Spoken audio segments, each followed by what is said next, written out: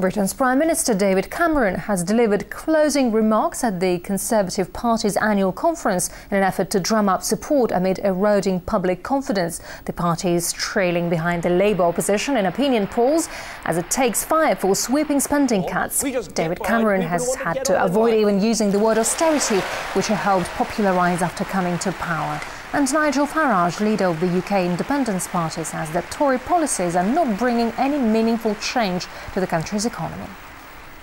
That's right. You know, when David Cameron talks about austerity, what he fails to tell you is that we continue every year to run a massive budget deficit, and by the end of his 5 years as Prime Minister, the national debt in the UK will have increased by 40%. So I think we're having an entirely false debate.